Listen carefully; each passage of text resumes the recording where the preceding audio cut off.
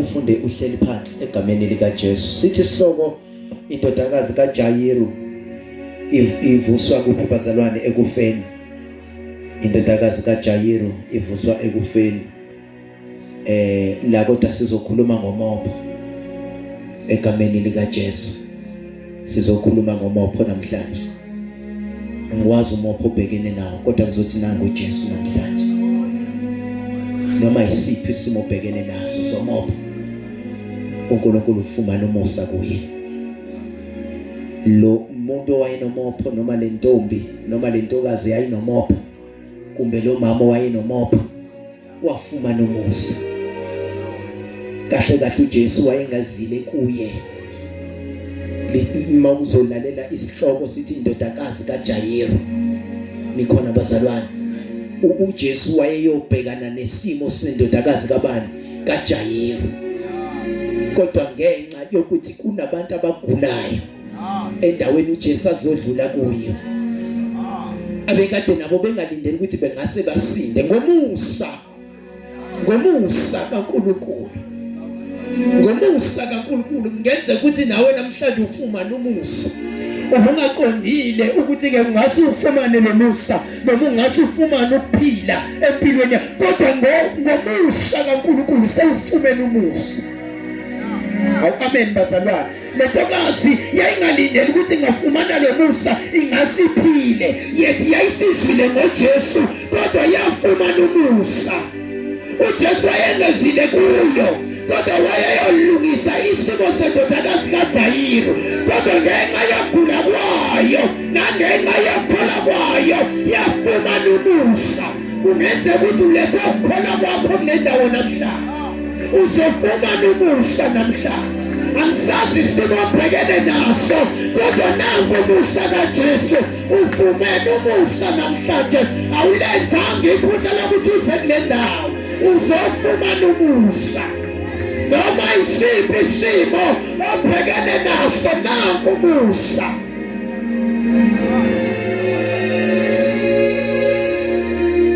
Angathi namhlanje uba nozothola lo musa. Kungenzeka imessage ibheke komunye umuntu kodwa nawe ifike ikufake. Amen bazalwane. Ngicela mawungifundele ungiqalele phansi ufunde uhleli phansi verse 21. Jesus. Verse 21. Khona uJesu esebuye ewelele ngaphesheya ngomkhumbi. Yes, wawelela ngaphesheya noma esewelele ngaphesheya nomkhumbi ya. Kwabuthana isixuku. Lithi iBhayibheli kwabuthana isixuku esikhulu kuye engasolwane. Yes. Kwase kufika omunye wabaphathi besinagoge, uJayiru igama lakhe. Sesibuthene isixuku ebuye ukwelela ngaphesheya. Kwase kufika abaphathi, omunye wabaphathi bani bazalwane besinagoge, ubani igama lakhe? uJayiru. Owathi ukuba ambone waziphotha phansi. Lithi iBhayibheli sembonile uJesu, lithi iBhayibheli waziphotha phansi. Esembonile uJesu akangaba nandaba nesixuku, ngoba uyaunderstand into eyodwa ukuthi ngiyakhulelwa mina ekhaya. Likhona bazalwane, ngiyakhulelwa mina ekhaya ukuthi ubani uzothina ngisele ndaba, ukuthi inkosi yamakhosi angisele ndaba, ukuthi bazomvimbela kangakanani angisele ndaba. Lithi iBhayibheli wawa phansi, ngoba into mayisihlupha uwaphansi noma ikanjani. Ungasanabo ukuthi inyoka zithina eceleni kwakho kodwa wabonakale waphansi ezinyaweni zakhe. Awubikhona bazalwane, kunabantu abagulelwayo emakhaya kodwa bengazi ukuthi bazokwenza njani. Yiwa phansi ngedolo, inkinga yakho ibike kuye. Kwase kufika omunye wabaphathi besinagoge, elithi iBhayibheli wawa phansi, wanene ukumbona wayesewa phansi. Funda ba. Wamncenga kakhulu wathi. Lithi iBhayibheli uyamncenga, ngoba uNkulunkulu uyancenga bazalwane. Siyamncenga uNkulunkulu ukuthi asisize izimoni zethu. Asethi noma kodwa siyamncenga ukuthi uNkulunkulu ngenelela lesisimo engibhekene naso. Lithi iBhayibheli wamncenga kakhulu. Kodwa kunabantu abathi babefuna izinto kuNkulunkulu acele namhlanje sasuse2. Nikhona bazalwane akamncenganga uNkulunkulu kodwa ulindele something kuNkulunkulu kodwa akamncenganga uNkulunkulu. Kunabantu abafuna imoto bakhulume bathi Nkosi sifuna imoto ngicela imoto ungiphe imoto kodwa kusasa akasakhulumi noNkulunkulu ucela imoto futhi. Usezocela okunye uNkulunkulu kanti uNkulunkulu umncengele lento kade uyifuna ngempela kuye.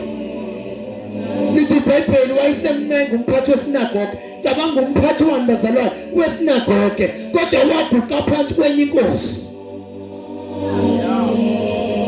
Qhubeka mama. Wamncenga kakhulu wathi indodakazi yami isiyalela.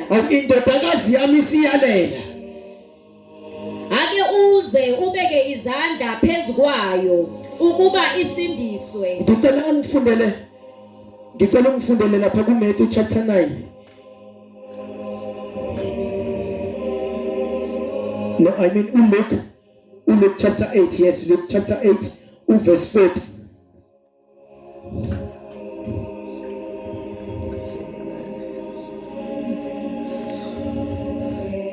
Verse 40.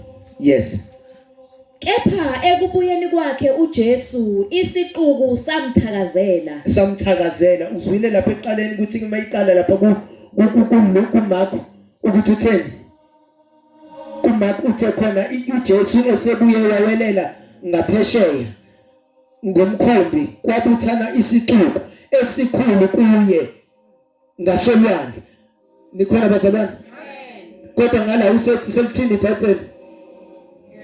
Kepha ekubuyeni kwakhe uJesu isiquku samthakazela. Isiquku senza kanjani samthakazela? Okay, qhubeka manale lo verse. Ngokuba bonke babembhekile. Yeah. Bheka kwafika indoda nguJayiru igama layo. Yes. Ingumphathi wesinagoge. Yes. Yaziphonsa phansi ngasezinyaweni zikaJesu. Yes. Yamncenga ukuba angene endlini yakhe. Lithi ngale wamncenga kakhulu. Kodwa ngala seyisethini selithi iBhayibheli wamncenga. But akuveli ukuthi wamncenga kakhulu kodwa ngala uthi wamncenga. Yes ma. Ngokuba yayinendodakazi eyodwa. Yes, yayinendodakazi siyayichaza ngala ukuthi yayinendodakazi eyodwa. Yeah. Kungathi ineminyaka eyi12. Kungathi neminyaka eyi12. Yeah. Yona isifa kodwa ngala kuthiwani yona isiyalele. Okusho ukuthi kuyalela ufa. Nikhona bazalwane ukuyalela ngala kuthiwa isiyalele. Kodwa ngala isithini bazalwane iyafa. Kubeka ke lapha makuve kuMark.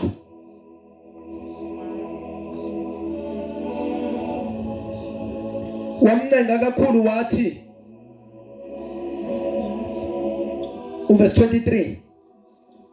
Wamncenga kakhulu wathi indodakazi yami isiyalela. Yes. Ake uze ubeke izandla phezu kwayo. Ngoba kunabantu abakholelwa ukuthi mababeke izandla kuze baphile. Kanti kunabantu bazalwane abangezobekwa izandla ekufeni kwabo noma ekuguleni kwabo abazodinga izwi nje likaNkulunkulu baphiliswe yizwi without ukubeka izandla. Kunabantu abakholelwa ekubekweni izandla wathiwa ngabekwa izandla useyashiya kuleyo ndawo ngoba yena ubelinde ukuthi uzobekwa izandla. Bese bekhuluma into benza akekho uNkulunkulu kuleli yatendela imhlobo. Kanti akusiwo wonke umuntu ozobekwa izandla ozophila aphiliswe ukubekwa izandla. Kodwa ngezwi lodwa nje likaNkulunkulu. Ngezwi kukhulunywe izwi.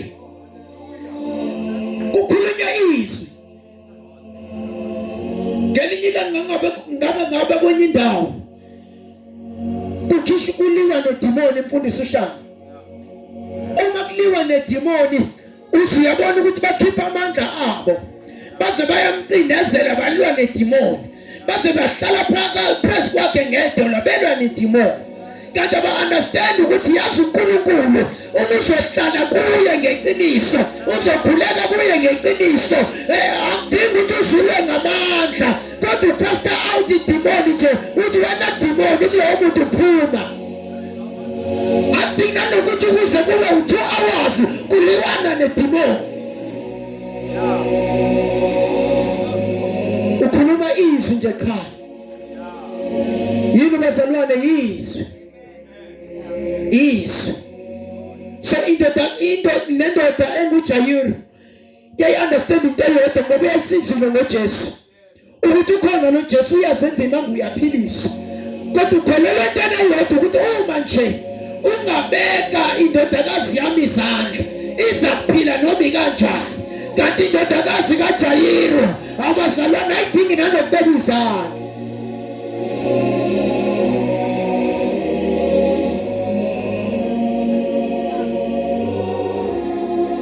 kuyingozi ukuhamba ufuna ukubekwa izandla noma ubani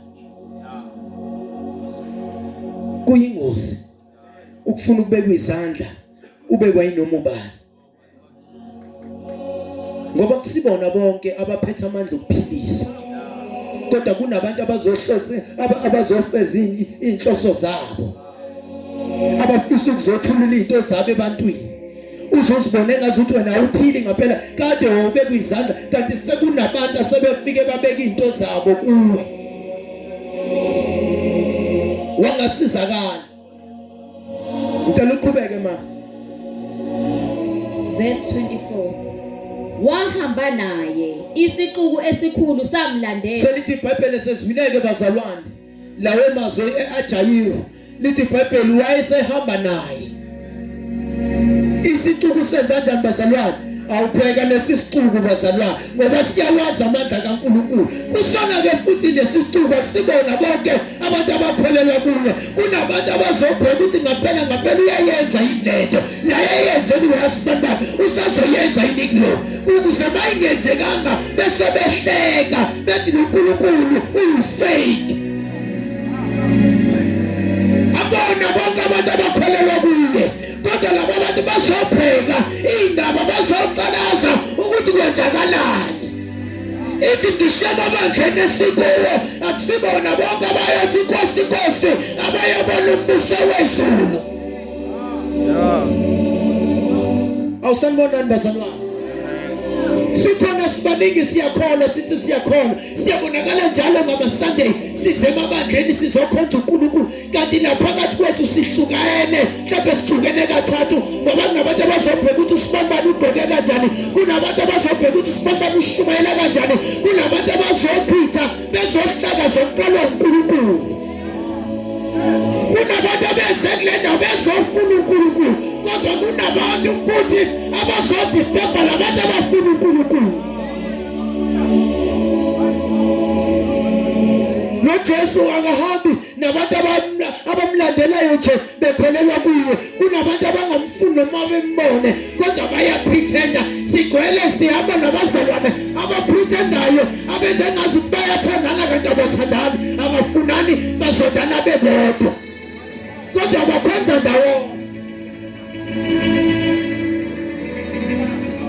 lithi izwi likaNkulunkulu uJesu sezwile wamlandela kanye nesixuku isixuku sezwile ukuthi indodakazi kaJayiru iyafa nikhona bazalwane bafuna ukuzobheka abanye ukuthi ngaphela uzomvusa yini njengoba bakwenza kulwani kuLazaro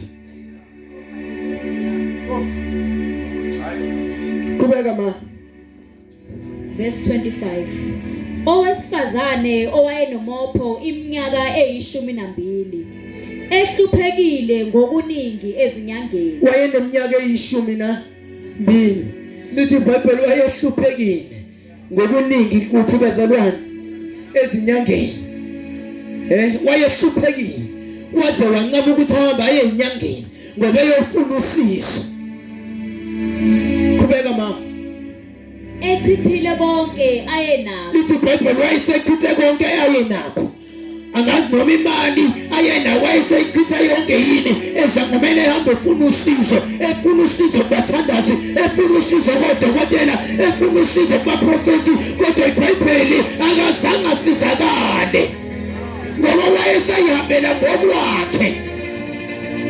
Kuyingozi ukufuna ukuhamba ngamandla akho, kanti amandla omuntu ahamba aphele endleleni. Uzongasizakali uma usafuna ukuyihambela ngawakho amandla. Kuyingozi ukuyihambela ngamandla akho ngoba kungenzeka uma ungenela imarathoni ungafiki eThekwini uma usuka eMaritzburg ngoba uzahamba ngamandla akho. Kubeka mama engasizakalanga ngalutho, akasizakalanga ngalutho, yes, kodwa kwayilokhu ukuqhubeka. Lithi iBhayibheli esemfunile usizo, engena lapha nalaphaya, ephume ngena, kodwa kwayilokhu uma uqhubeka kakhulu. Ikhona bazalwane, hlasiphe nje awuphili kanje, uhlala ugula usuku nosuku, wasuke wahambela kwabanye abantu. Mhlawumbe lesi sifo sakho silapheki kangaka kunamahadi osuke wayoguqa kuwo.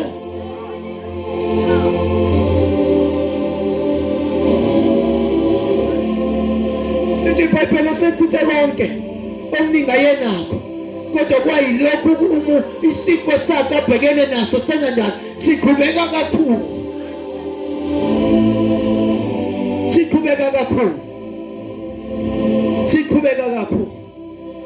Qhubeka ma. Esezwile ngoJesu, Lithi iBhayibheli wayesezwile ngoJesu, weza esixukwini ngasemuva. weza esixukwini awubafowethu. Usezwile ngoJesu ukuthi ayikukhona le ndoda lapha. Noma abanye sebefikile bathi usufike kukhokhovula. Lesi sifo ubhekene naso sidabule. Mina ngifike ngisikhahlele ngisibhekisele. Kodwa awangasizakala ngalutho. Wayesefikile gobela thizeni. Wathi gobela hayi wayena kamlaphanga. Ngoba naye ufunela imali yakhe. Wathi mina usufika kwangingetshe. Usufika kufela bugobo lwawo. Lo sifo ubhekene naso ngekwazi ukusiqonda. Ngoba uzofika ubaba uNdlovu athi hayi lesi sifo ubhekene naso ngiyasazi, nginalo ikhambi laso, ake uze ngapha, bathi ngizodinga imali engaka phela. Afika kunika amakhambi, kanti lamakhambi iwona futhi azoqhubekisa isifo sakho. Uze usibone ngazuthi wena uyalapheka kafushane nje, kancane nje ungazuthi uyalapheka. Ngakusasa usuyavuka futhi sekuhanda kakhulu ngoba nikhona bazalwane azathi omunye kafika u6 November athi hayi mina ngiyamazi umama uSibambani, ake siye ngakuyena lapha na isifo akasibheki. Siyathatha ngoba nathi bazalwane sithatheka kakhulu ngoba sibone entendeni ukuthi asizakalanga ngalutho. Shithi lo Jesu akekho, mhlawumbe ubamndlovu uzongisiza. Uthathwe into encane nje ukuthi usufike ekhokhovula ngempela ubamndlovu ngoba uzokufaka sona, uzoqhubekisisa sona lesi sifo kube sakho. Aphinde afike uNovela athi nangu umama uSibambani sengigijimela ngiyakhona. Uzongiphinda nginikele inye ikhambi elingasafanele abamndlovu eshinda emzimbeni wami sekugcwele amakhambi awu2. Afike umphethe umpulathi, hayi umphethe ungubani ukhona ngiyamazi. Nakhona ngizofika ngibheke imali engakosiyichithile kodwa usizakalanga. Singaki imali esiyichitha enyangeni sithi sifuna usizo kodwa sangasizakala. Kwayilokhu kufa kwethu kuqhubeka njalo. Nale ndakazi yaqhubeka njalo isifo sakhe.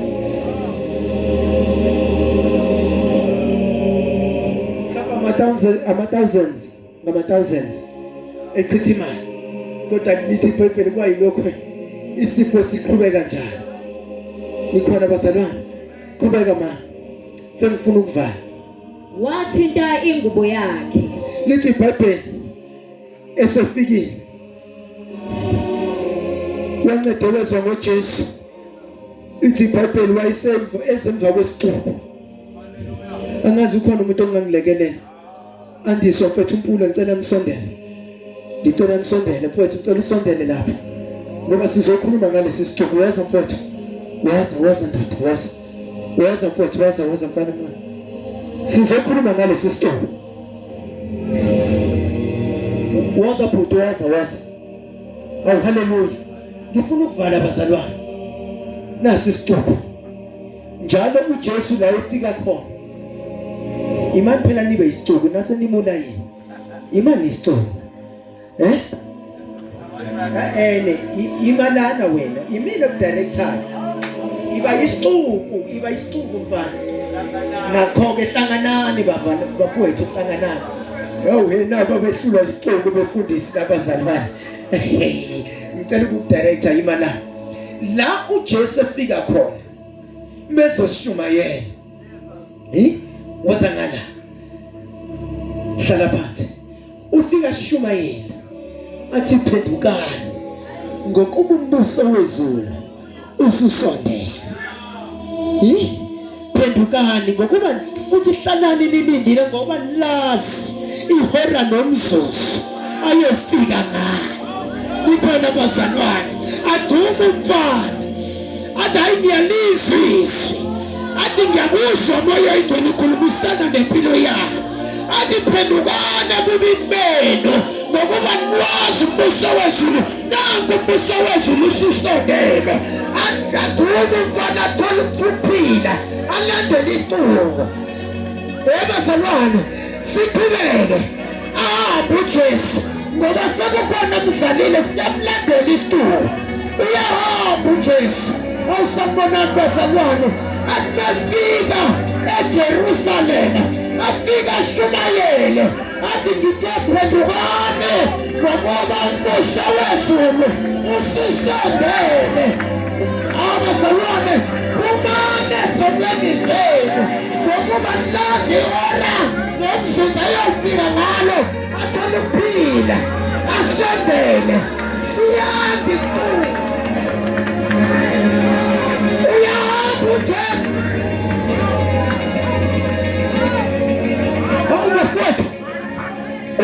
uJesu yasondela maybe ninyiza lishoyo phendukani ngokuba umbuso wezulu ususondele futhi hlalani nilindile ngoba ihora nomzuzu anilazi.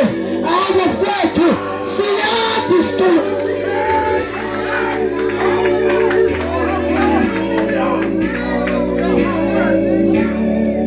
Selithi iBhayibheli uJesu akanandaba nokuthi ubani owenzakalani kuyena, kodwa yena ushumayela umbuso wezulu ukuthi ususondele.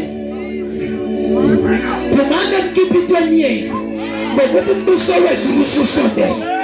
Phumani emjolweni yenu ngokuba umbuso wezulu ususondele. Phumani ekuphingeni kwenu ngokuba umbuso wezulu ususondele. Phendukana bubini benu, lahlani ukona kwenu nimlandele. Manini la woza la mfethu mfundisi ushanga amazwi useyiphi nawe sondela isixuku nobamshinga bamthula amazwi imani labazalwa. Selithi iBhayibheli lentokasi eyayibonapho isizwile ngoJesu sisinene. Selithi iBhayibheli wanele wezwa ngoJesu ukuthi nangu uJesu uzodlula kule ndawo. Ngoba uJesu mesedlule kuyazwakala, kuzwakala nabangakufuni ukuthi sekuzodlula indoda yamandla, sekuzodlula indoda ehlezi esiqalweni sobukhosi. Selithi iBhayibheli isingasezakalanga ngalutho lentokasi. Lithi iBhayibheli nangu uJesu Nangu Jesu mana la Jesu. Ekale Jesu gote. Baba na. Si Jesu de la jasaka sto. Saliti pepe. Sesi tenis tu. Aga na da. Oti mama mina I'm sending food in the season and I turn. Saliti pepe. Rise and the center when you was to. Rise and the was to. Baba bude ete mshisa ya product. We are full of the season. God to figure that the longer season. We figure that the longer season. We figure some baby. Longer season. If we can prophet. Saliti pepe. Get along with the member. Ushanga waya fishi mtindi Jesu. Kote washukuti stu. Isitu wahabanas. Simina nisina. Sipi belukuta policies. Mafoto. Washukuti kashulfunu sise pilekia. Osana ndamuti ya zangala. Niti pepe. Wasanga salu tabastu. Waya thinking there was a call. Everything happens in the negative. Yatabanga movement wake. Wainga sana ukishamanja. Wakusambela ngenyawo zake. Yatabanga meselfuna lolusizo. Waya kata mamato. Maybe watabanga wamadole waka. Amba pela manda ngenga yami. Yamapo. Wapanga kuno. Umuntu bengasenda lika semzimbeni kuphelela manje. Ngizokwenza nje. Ngoba ngiyakufuna ukusizakala. Kodwa ngenxa yesitulo. Angikwazi ukumthinta Jesu. Ithi iBhayibheli wayephutshu. Ngiyacabanga wayephutshuka nje. Ngoba ufuna usizo. Noma manje sephelile. Wathi ngiyaphokophela ekuthinteni umphetho wengubo yakhe noma abantu bengivimba kodwa ngiyaya. Kodwa ngibonile ukuthi ngiyalifuna lolu sizo naseningivimba kangaka kwala noma izimbo sezimnyathela ngiyacabanga wayesenyatheleka bafowethu nabo behamba noJesu basebelisha iphunga lapho ngomoya esenuka futhi ukunuka kwegazi akubekezeleleki. Wazama uphuthu ngoba khona la yakho shona phambili. Wazama uphuthu ngiyofuna ukuphetha wengu noma ngasambonanga yena noma ngasamthindanga yena sikusenyawo. Nabantu abafuna ukumbona yena ngamehlo kanti uNkulunkulu angabhekeki. Mhlawumbe ukuba wabona le ntokazi baba uJesu wayengafa ngishukuza kodwa waba nomqondo wodwa noma ngasambonanga nangithinta umphetho wengu. Kophuthu noma bemnyathela akangaba nandaba. Bafowethu ukuthi angitshele ukuthi kunabantu abazokuvimbezela basufuna usizo kuney'nyoko empilweni yakho ezizokutshela inkalo ukuthi akekho uJesu kuleyo ndawo ungakusaya ngisho ukuya kwasho ukuthi le ntokazi uyaphokophela ifuna umphetho wengubo iyafuna ukusizakala. Namhlanje banafuna ukusizakala ukuthi angitshela ukuthi ungabusabheka abantu ukuthi angitshela ukuthi iphutshuluka esixukwini bese uyaphuma ngoba usizo lakho selifikile. Lithi iBhayibheli wanele wabona umphetho wengubo.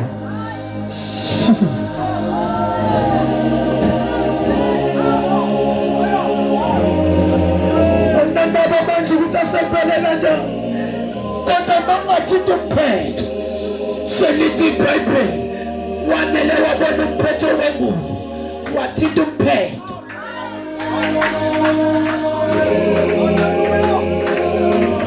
wathinta umphetho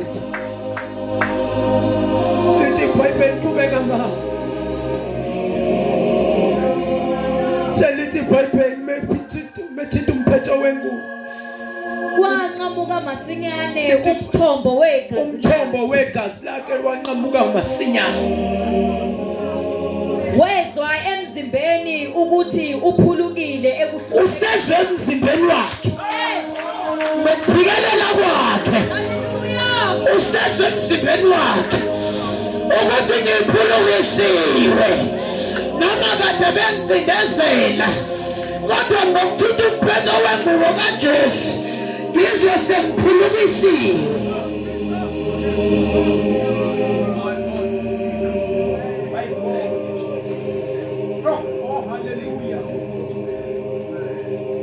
wanqamuka umopho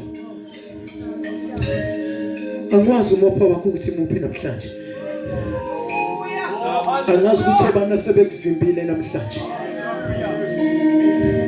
angazi obana abakhuluma amazwi angekho right kuwe ukuthi salusufa bafethu kwavuka incwadi kaJob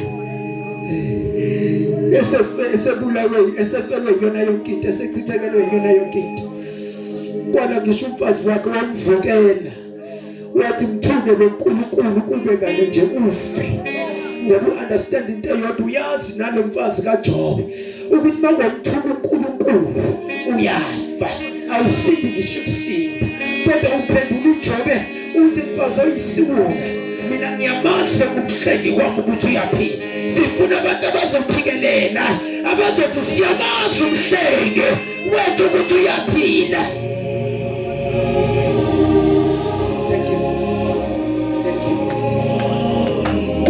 Ngitshela namhlanje ukuthi nakho umphethe wengubo ngithi phuma esicubwini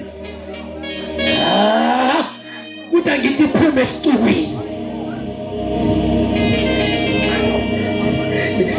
nalento enguzakeo yasiza ukuthi uphume esicubwini ngoba yayihamba nesitulo kwasho ukuthi isitulo esihamba noJesu siminyanisile kwasho ukuthi le ndoda enguzakeo yayimfishane yayingakwazi ukubona uJesu ngenxa yesitulo elithi iBhayibheli yathi mayisuka yagibela emthini yafuna ukubona uJesu kanti la isizothola khona usizo wathi uJesu bedlula kuleyo ndawo wabheka phezulu wathi sake uhlike emthini kuthi ngitshela ukuthi nawe phuma esixukwini nangu uJesu usefikile uzosiza isimo sakho phuma esixukwini nangu uJesu uzobuyisa kulahlekileyo.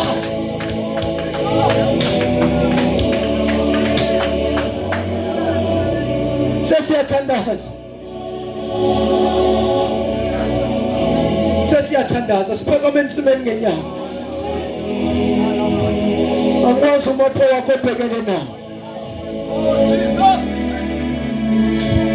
angwazi umopho wakho obhekene nawo umuntu nomuntu nomopho wakhe hlasiphela kunomuntu othi inkosi ngiyakhona kodwa umopho wami utshwala angisakwazi ukuphuma etshwaleni ngiyafisa ukuphuma kodwa ngenxa yesituko singaki sengivimbile angwazi umopho wakho namhlanje ngiyafisa ukuhlukana nobaba kaSibanda kodwa kusenzeki iwona mopho wami uNkulunkulu yini engayenza phuma esitukwini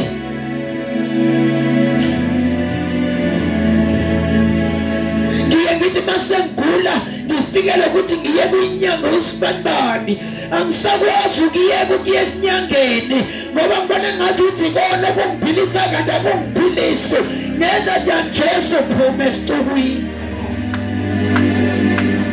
angwazi umopho wakho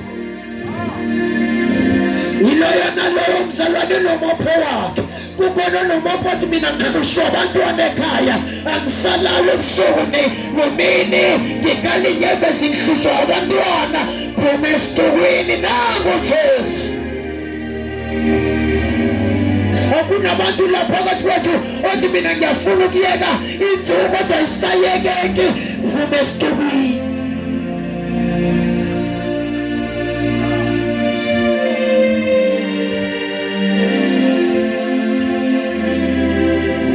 Phuma esixukwini.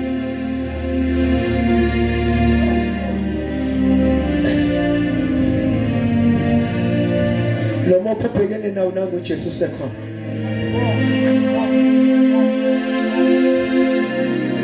Lesi sifo ubhekene naso nangu Jesu. Nangu Jesu.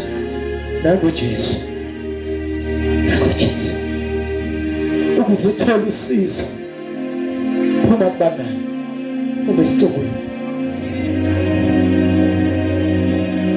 Kuthi ngikutshela ukuthi nale ntokazi yasizwa ukuthi ingabi nandaba nesixuku kodwa yaphuthuluka phakathi kwazo ngoba isifuna usizo.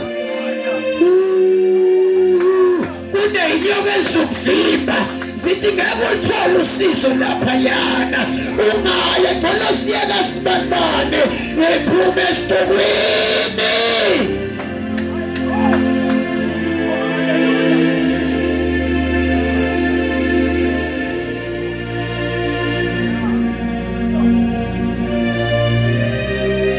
Phakamisela amehlo akho phezulu noma isiphi isimo.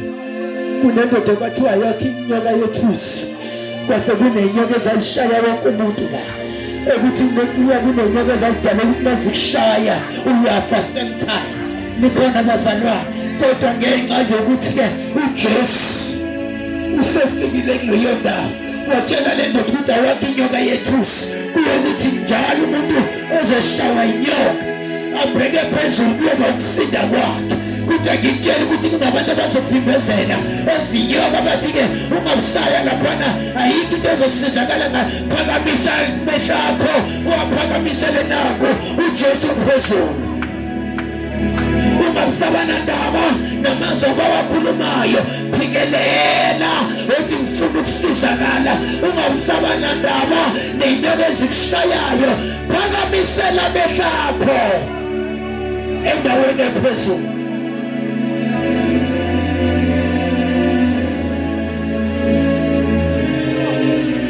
Phuma esixukwini. Isixuku asizokusiza ngalutho. Nkosi yami usingibusise ngicela mfundisi.